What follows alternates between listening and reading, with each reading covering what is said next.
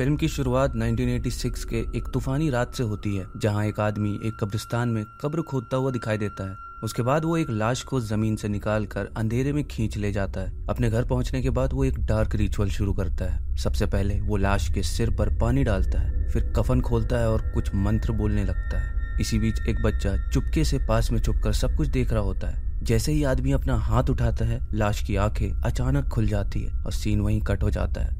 1996 में वे और कार्तिका अपनी दोस्त मवार का बर्थडे कॉलेज के कैंटीन में मना रहे होते हैं। जब कार्तिका केक का कैंडल बुझाती है तो वे मजाक में उसके सिर पर एक अंडा फोड़ देती है, जिसके जवाब में कार्तिका उस पर फूल फेंक देती है। ये लाइट हार्टेड मोमेंट उन तीन दोस्तों के बीच के मजबूत रिश्तों और प्यार को दिखाता है। थोड़ी देर बाद मवार वे से उसके बैग से एक पैड निकालने के लिए कहती है। जब मवार वापस आती है तो सब उसकी तारीफ करते हैं और वे उसके बालों में एक क्लिप लगाती है, थोड़ा एक्स्ट्रा फ्लेयर के लिए। कार्तिका मजाक करते हुए उसे कहती है कि उसने उसे आज तक इतनी सुंदर तरीके से नहीं देखा और उसे सजेस्ट करती है कि वो कुछ लड़कों से मिलने चले। इस पर मवार इंसिस्ट करती है कि वो सिर्फ लड़कों के लिए नहीं, अपने पेरेंट्स के लिए भी अच्छा दिखना चाहती है। वे कहती है कि अब देर हो रही है। पूछती है कि क्या उसकी बहन मिलाती आ रही है, लेकिन मवार कहती है कि वो अपने डॉम में बहुत बिजी है। अगले सीन में हम मवार को उसके गांव में अपने पेरेंट्स की कब्रों के पास बैठा देखते हैं। वो माफी मांगती है इतनी देर से आने के लिए और अपने दिल पर बहुत बोझ के साथ बताती है कि वो और मिलाती उन्हें कितना मिस करते हैं। वो अपने बर्थडे सेलिब्रेशंस को याद करती है जो वो अपने पेरेंट्स के साथ एंजॉय करती थी, और उसका गम और गहरा हो जाता है जब वो अपने पेरेंट्स से बात करती है। मवार दुआ मांगती है कि उसको एक ऐसा बॉयफ्रेंड मिले जो उससे सच्चा प्यार करे, जो हमेशा उसके साथ रहे, बिल्कुल वैसे ही जैसे उसके पेरेंट्स एक दूसरे के लिए थे।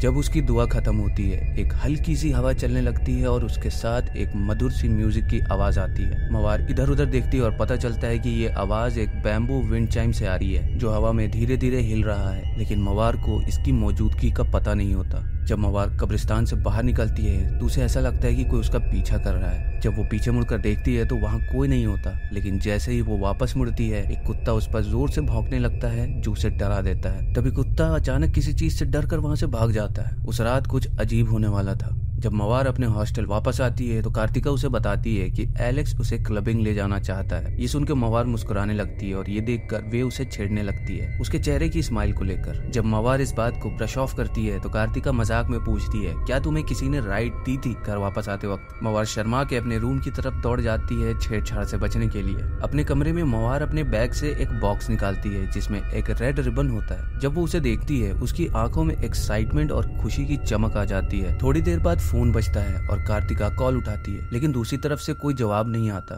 थोड़ी देर बाद उसे फोन पर हवा के चाइम बजने की आवाज सुनाई देती है जो उसे कंफ्यूज कर देती है। वो कॉल डिस्कनेक्ट कर देती है, लेकिन जैसे ही पलटती है, मवार को अपने पीछे खड़ा पाती है। वो मवार को बताती है कि वो सिर्फ एक प्रैंक कॉल था और सजेस्ट करती है कि इसे इग्नोर कर दे। अगली सुबह कार्तिका मवार से पूछती है कि क्या उस प्रैंकस्टर ने दोबारा कॉल किया। मवार शर्मा के मुस्कुराने लगती है और इस पर कार्तिका एक्साइटेड होकर कहती है कि शायद ये उसका मिस्टीरियस बॉयफ्रेंड हो, जो कॉल करते वक्त रियलाइज कर गया कि फोन उसने नहीं उठाया था, इसलिए चुप था। इसी वक्त डोना पूछती है कि क्या मवार का बॉयफ्रेंड है, और फिर मजाक करते हुए कार्तिका से पूछती है कि उसकी बारी कब आएगी। कार्तिका मजाक में कहती है कि टूपाक ही उसका असली प्यार है, और तभी सब देखते हैं कि मवार के नाक से खून बहने लगता है। थोड़ी देर बाद हम वे और मवार को उनके कॉलेज में देखते हैं। अचानक मवार रुक जाती है, उसके चेहरे पर गुस्सा साफ दिखाई देता है। कंफ्यूज्ड वे पूछती है कि क्या हुआ, और देखती है कि मवार अपने बॉयफ्रेंड एलेक्स को गुस्से से देख रही है। मवार बताती है कि एलेक्स उसे धोखा दे रहा है। जब एलेक्स उन दोनों के पास आता है तो मवार बिना कुछ कहे वहाँ से चली जाती है। एलेक्स वे से पूछता है कि मवार के साथ क्या प्रॉब्लम है। वे उससे पूछती है उस लड़की के बारे में जिसके साथ वो था। एलेक्स एक्सप्लेन करता है कि वो मिस लिन थी, जो कैंपस की साइकिक है और एक रेडियो शो होस्ट करती है, जो रात को कार्तिका भी सुनती है। उस रात कार्तिका, वे और डोना डिनर टेबल पर बैठे मवार का इंतजार कर रहे होते हैं। जब उनका पेशेंस खत्म होने लगता है तो डोना सजेस्ट करती है कि वो उसके बिना ही डिनर शुरू कर दे। डोना कहती है कि शायद मवार अपने नए बॉयफ्रेंड के साथ डिनर डेट पर गई होगी। थोड़ी देर बाद जब उनकी केयरटेकर अति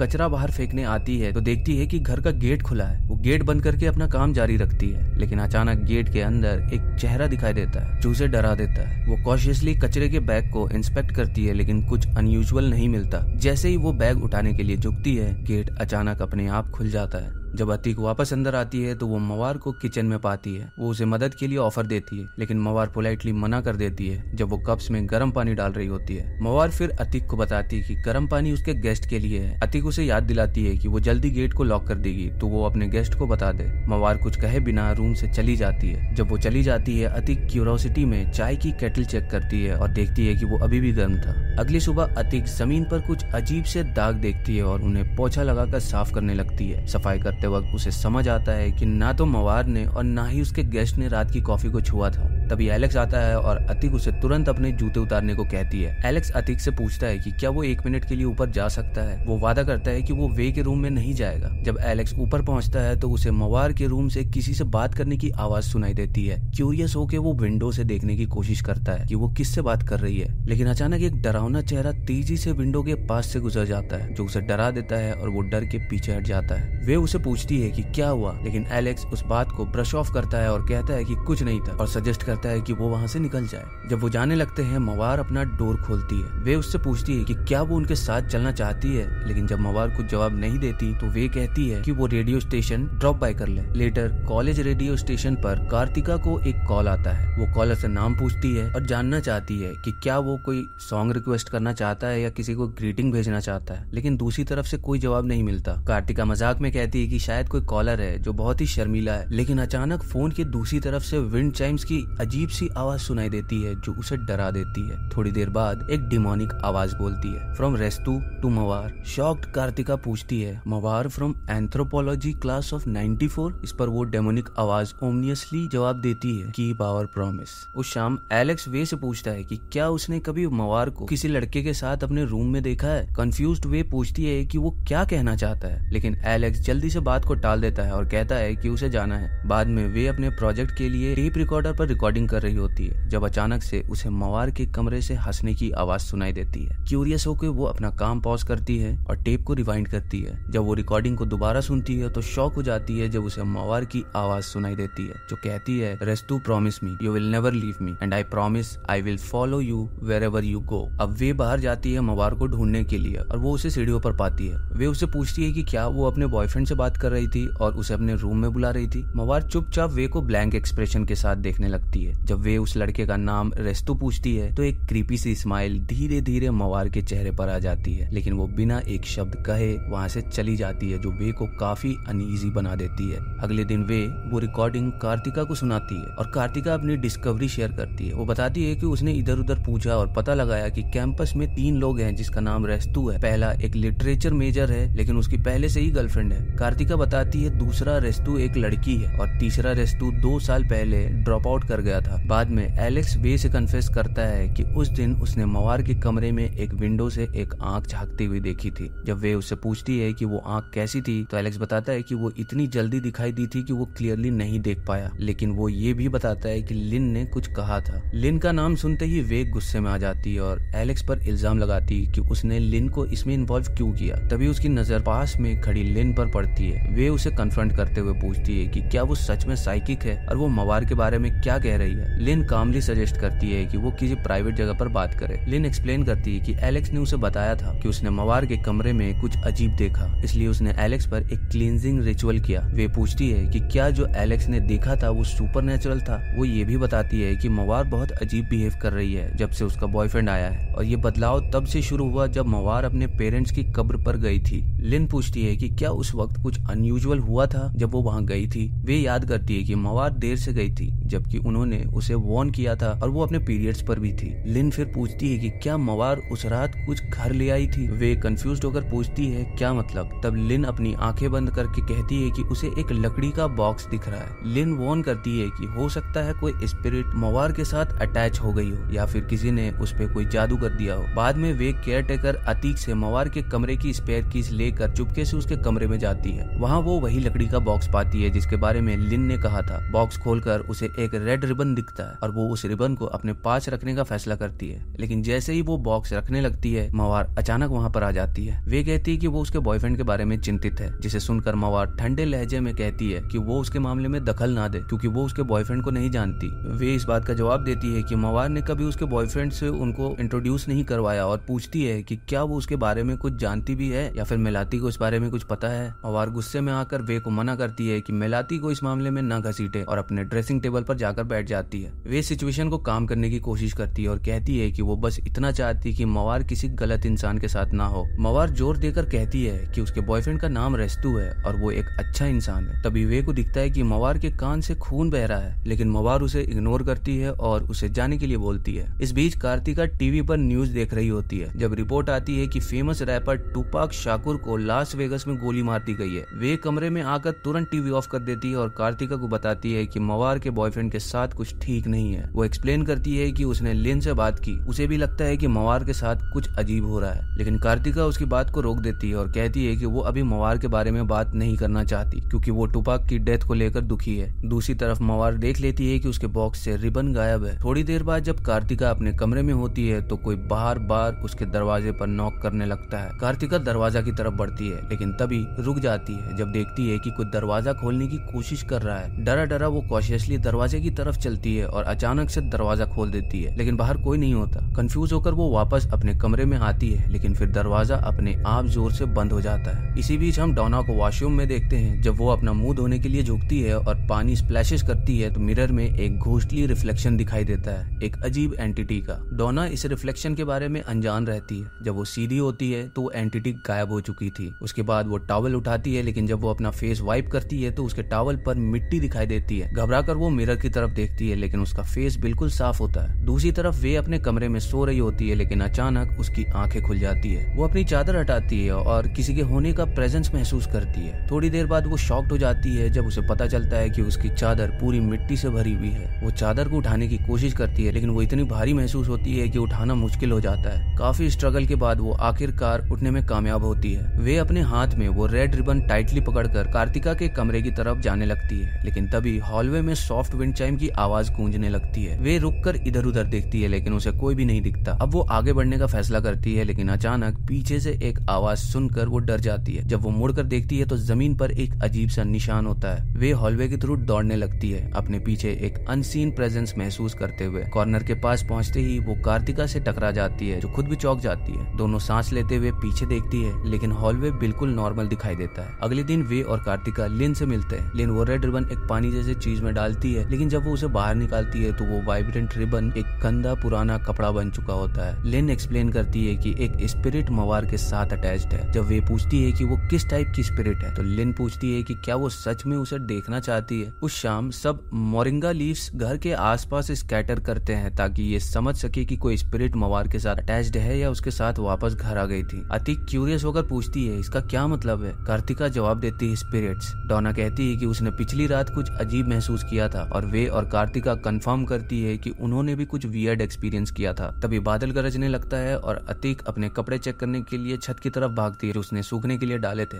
अगले सीन में हम अतीक को छत पर देखते हैं जहां उसे एक फिगर एक शीट के पीछे दिखाई देता है। कंफ्यूज्ड होकर वो करीब जाती है और शीट हटाती है, लेकिन वहां एक और शीट होती है। फिर वो ध्यान से दूसरी शीट के पीछे जाती है, लेकिन उसके पीछे भी एक शैडो होती है। कॉशियसली वो उस शैडो की तरफ बढ़ती है, लेकिन तभी वो एंटिटी उसे डरा देती है। उसकी चीखें सुनकर सारी लड़कियां ऊपर दौड़ती हैं उसे चेक करने के लिए। डरी हुई अतीक शीट की तरफ इशारा करती है, लेकिन जब कार्तिका चेक करती है तो वहाँ कोई नहीं होता। वे और बाकी लड़कियां अतीक को शांत करती हैं और उसे किचन में ले जाती हैं। तभी डोना मवार से कहती है कि वो सच में समझे और अपनी आंखें खोले क्योंकि उसका बॉयफ्रेंड अच्छा नहीं है। वे भी अग्री करती है, ये सजेस्ट करते हुए कि उन्हें उसकी मदद करनी चाहिए, लेकिन मवार अपने बॉयफ्रेंड रेस्तु का डिफेंस करती है और कहती है कि वो एक अच्छा इंसान है। वे पूछती है कि क्या वो उससे मिल सकते हैं, जिसके जवाब में मवार कहती है क्यों। वे कहती है कि वो इसलिए उससे मिलना चाहते हैं क्योंकि वो उसकी केयर करते हैं। मवार का एक्सप्रेशन बदलने लगता है और वो उनकी तरफ मुड़कर उन्हें देखती है। वो आगे बढ़ती है और पहले वो वे को कहती है तुम्हारा एक बॉयफ्रेंड है जो तुम्हें चीट करता है। फिर वो कार्तिका से कहती है तुम्हारे आइडल को मार दिया गया। और आखिरी में वो डोना से कहती है तुम्हारे पास कोई नहीं है इसलिए दूसरों के मामले में टांग अड़ाना बंद करो। उसके बाद मवार कहती है कि अगर वो रेस्तु से मिलना चाहती है तो वो आज रात को आ रहा है। इतना कहकर वो वहाँ से चली जाती है। उस रात जब सब रेस्तु का इंतजार कर रहे होते हैं तो घड़ी में 9 बजते हैं। वे मवार से पूछती है क्या वो आ रहा है। मवार उसे देखती है और अश्योर करती है कि वो जल्दी आएगा। तभी लाइट्स चली जाती है और उन्हें पता चलता है कि मवार भी वहाँ से गायब हो चुकी है।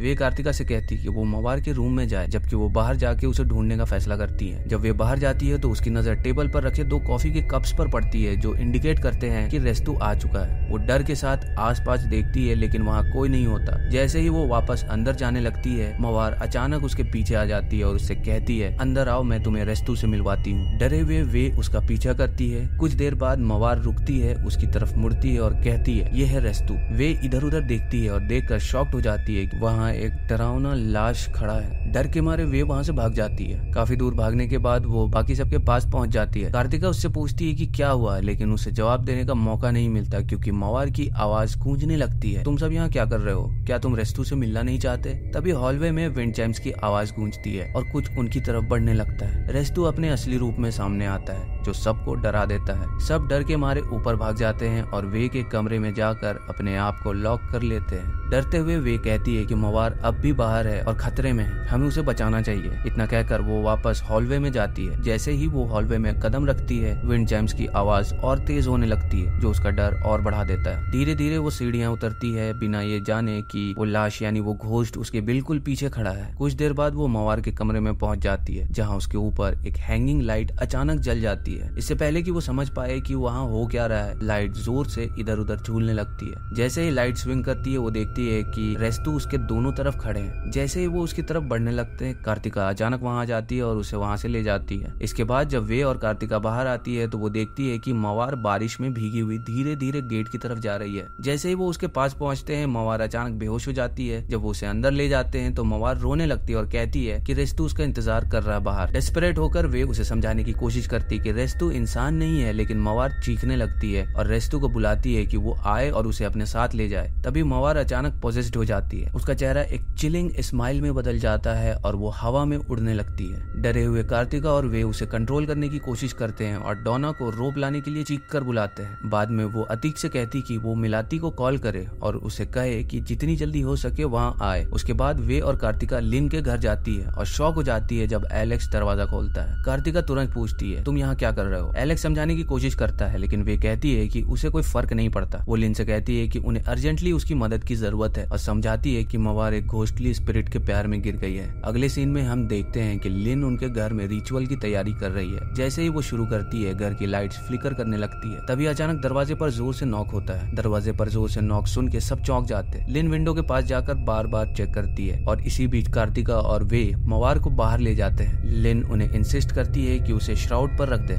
एक बार फिर लिन विंडो से बाहर देखती है लेकिन तभी डर के मारे रुक जाती है जब रेस्तु अचानक वहाँ दिखाई देता है और उसकी तरफ घूरता है। इसी बीच मवार जमीन पर घूमने लगती है और जब तक वो रिएक्ट कर सके तब तक दरवाजा जोर से खुल जाता है और मवार को बाहर खींचने लगता है। लड़कियां रोकने के लिए उसे दौड़ लगाती हैं लेकिन मवार पोजेस्ड होकर हंसने लगती है। पैनिक में डोना अतीक को कहती है कि दरवाजा लॉक कर दे। अतीक जल्दी से दरवाजा लॉक करती है और तब लिन अर्जेंटली कार्तिका को मोरिंगा लीव्स लाने के लिए कहती है। कार्तिका जल्दी से मोरिंगा लीव्स लेकर आती है और जब वो उन लीव्स को श्राउड के अंदर रखते हैं, सब मिलकर मवार को टाइटली श्राउड में लपेटने लगते हैं और टेंशन से भरी स्ट्रगल के बाद जैसे ही लिन फाइनल नॉट मवार के सिर के इर्द गिर्द बांधती है, सब कुछ अचानक साइलेंट हो जाता है। अगली सुबह वे चैंटिंग की आवाज से जागती है। जैसे ही वो रियलाइज करती है कि बाकी सब लोग मिसिंग हैं, वो घबराकर बाहर जाती है। बाहर वो देखती है कि सब लोग एक श्राउड में लिपटी बॉडी के इर्द गिर्द बैठे कुछ लाउड पढ़ रहे होते हैं। डर के मारे वो अज्यूम करती है कि मवार मर चुकी है। जब वो करीब जाती है तो शॉक हो जाती है जब देखती है कि वो बॉडी मिलाती की है। मवार उसकी तरफ मुड़ती है और उसके चेहरे पर एक सिनिस्टर स्माइल आ जाती है। लेकिन तभी वे अचानक नाइटमेयर से जाग जाती है। पैनिक में कार्तिका को जगाते हुए कहती है कि मवार गायब हो गई है। वे जल्दी से बाहर दौड़ती है मवार को ढूंढने के लिए, लेकिन दरवाजे पर उसे मिलाती मिलती है जो पूछती है कि क्या हो रहा है और मवार कहाँ है। वे सब कुछ एक्सप्लेन करती है। कहती है कि मवार उनके पेरेंट्स की कब्र पर जाने के बाद से अजीब बिहेव कर रही है। तब लिन कॉन्वर्सेशन में ऐड करती है और मिलाती को रिवील करते हुए कहती है कि उनके परिवार का कनेक्शन इस डीमन से है। मिलाती शौक में पूछती है तुम्हारा मतलब क्या है। इस पर लिम समझाती है कि रेस्तु मवार को उनके पेरेंट्स के घर ले जा रहा है। एलेक्स उन सबको मवार के पेरेंट्स के घर ले जाता है और जब वो पूछता है कि उसे क्या करना चाहिए तो कार्तिका कार्तिका कहती है कि वो वहाँ इंतजार करे। फिर सब घर के अंदर जाते हैं और वे सजेस्ट करती है कि वो सब अलग अलग होकर मवार को ढूंढे। घर काफी देर तक इंस्पेक्ट करने के बाद सब एक दरवाजे पर पहुंचते हैं जो कई सामान से ब्लॉक्ड होता है। सब मिलकर डेब्रिस को हटाते हैं और एक सीक्रेट रूम में एंटर करते हैं जहाँ एक बहुत तेज बदबू उनका स्वागत करती है। जब वो अंदर जाते हैं तो शॉक हो जाते हैं जब वो देखते हैं कि एक टेबल पर रेस्तु की लाश पड़ी है। टेबल के पास ही उन्हें मवार के क्लिप्ड बाल मिलते हैं और वो समझ जाते हैं कि मवार अपने बर्थडे पर यहाँ थी। तब लिन मिलाती से पूछती है, क्या ये तुम्हारे पापा का कमरा है? मिलाती हैरान होकर जवाब देती है, मुझे पता नहीं, मुझे तो ये कमरा आज तक दिखाई नहीं दिया था। लिन एक्सप्लेन करती है, जैसे मैंने सोचा था ये एक रिचुअल था गुड फॉर्च्यून और प्रॉस्पेरिटी के लिए जिसमें एक कॉर्प्स इन्वॉल्व होता है। लिन और एक्सप्लेन करती है कि कॉर्प्स का स्पिरिट उस परिवार के मेंबर्स के साथ 1000 सालों तक अटैच्ड रहेगा और जो इंसान रिचुअल परफॉर्म करेगा उसे उसी जगह दफनाना पड़ेगा जहाँ से कॉर्प्स को उठाया गया था। कार्तिका पूछती है, अब हमें क्या करना चाहिए और मवार कहाँ है? इस पर लिन कहती है कि उन्हें कॉर्प्स को वापस उसकी कब्र में ले जाना होगा। वो मिलाती से पूछती है, क्या तुम्हारे पेरेंट्स एक ही कब्र में दफन है? मिलाती जवाब देती है, मेरे पापा ने रिक्वेस्ट की थी कि उन्हें मेरी माँ के ऊपर दफन किया जाए। लिन जल्दी उन्हें अपने पेरेंट्स की कब्र पर ले जाने को कहती है और एक्सप्लेन करती है कि ये पहले रेस्तु की कब्र थी।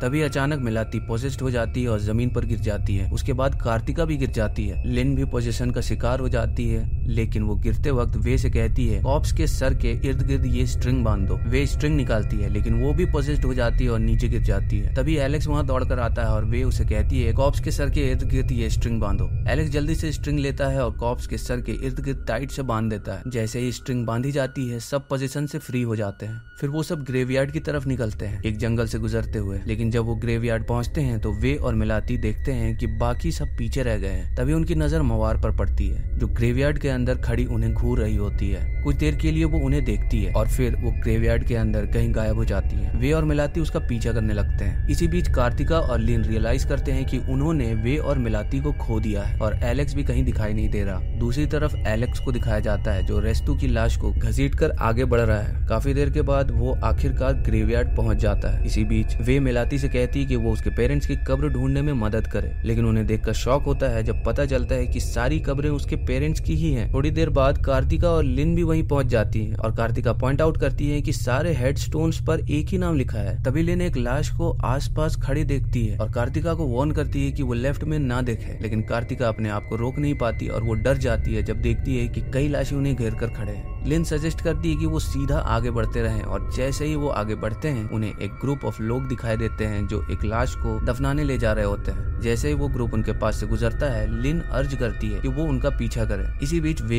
मवार से माफी मांगती है और उससे गुजारिश करती है कि वो उसे एक और मौका दे कि वो रेस्तु के साथ जाने से पहले एक बार उससे मिल सके। तभी उन्हें उन लोगों की आवाज सुनाई देती है जो लाश दफनाने जा रहे होते हैं और वो उस डायरेक्शन में बढ़ने लगते हैं। दूसरी तरफ एलेक्स उस ग्रुप को देखता है और एक सर्ज ऑफ फियर महसूस करता है। जैसे ही एलेक्स उनकी तरफ बढ़ता है वो सब लोगों की आवाज सुनने लगता है जो धीरे धीरे और तेज होती जाती है। लेकिन एक पल बाद सब आवाजें अचानक चुप हो जाती है। जब एलेक्स खड़ा होता है कार्तिका और लिन उसके पास आ जाते हैं। थोड़ी देर बाद वे और मिलाती भी उनसे मिल जाते हैं और वो सब देखते हैं कि हेडस्टोन वैसा नहीं दिख रहा जैसे पहले दिख रहा था। तब मिलाती अपने पेरेंट्स की कब्र ढूंढ लेती है और जब एलेक्स और कार्तिका उस कब्र को खोदते हैं तो वो शॉक्ड हो जाते हैं जब देखते हैं कि मवार भी अपने पेरेंट्स के रिमेन्स के साथ वहीं दफन है। ये देखते ही लिन जल्दी से अपने बैग से श्राउड निकालती है और उसे जमीन पर बिछा देती है। बाकी सब मिलकर ध्यान से मवार को कब्र से उठाते हैं और श्राउड पर रखते हैं। इसके बाद वो रेस्तु की बॉडी को कब्र में डाल देते हैं। वे एलेक्स को इंस्ट्रक्ट करती है कि स्ट्रिंग्स हटाकर कब्र को बोर्ड से कवर करें। इसी बीच लिन और मिलाती मवार को रिवाइव करने की कोशिश करती है। जब मिलाती उसे सीपीआर देती है तब मवार अचानक से उठकर उसका लिप काट लेती है, लेकिन मिलाती अपने आप को संभालती है और तब मवार उठकर रेस्तु के लिए रोने लगती है। लिन उसे नीचे बिठा देती है और चैंटिंग शुरू करती है, लेकिन कार्तिका और एलेक्स शॉक्ड होते हैं जब वो देखते हैं कि रेस्तु वापस जिंदा हो रहा है। वो जल्दी से खड़े होते हैं और उसे दोबारा दफनाने लगते हैं। इस केओस के दौरान मिलाती मवार को उनके फादर से की गई प्रॉमिस याद दिलाती है कि वो हमेशा एक दूसरे का ध्यान रखेंगे।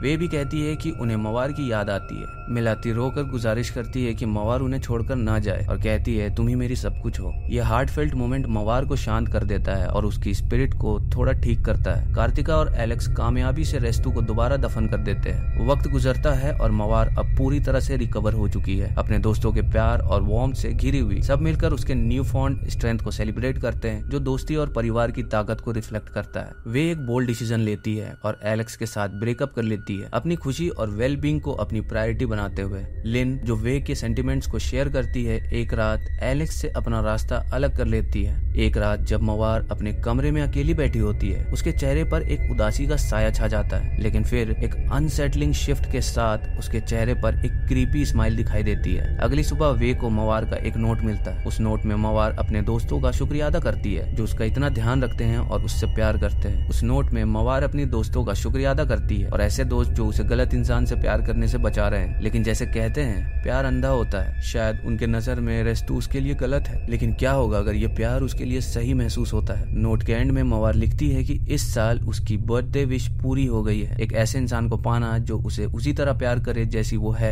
उसके वर्ड्स में वो चाहती है कि उसके दोस्त भी देख सके जो वो देखती है। तभी ये रिवील होता है कि फिल्म की शुरुआत में जो बच्चा छुप कर देख रहा था वो मवार थी। उसके फादर उसे बताते हैं कि कॉप्स का नाम रेस्तु है और वो उनके परिवार को बचाएगा। मवार फिर रेस्तु की तरफ देखती है और मुस्कुराती है और इसी क्रीपी स्माइल के साथ फिल्म का एंड हो जाता है।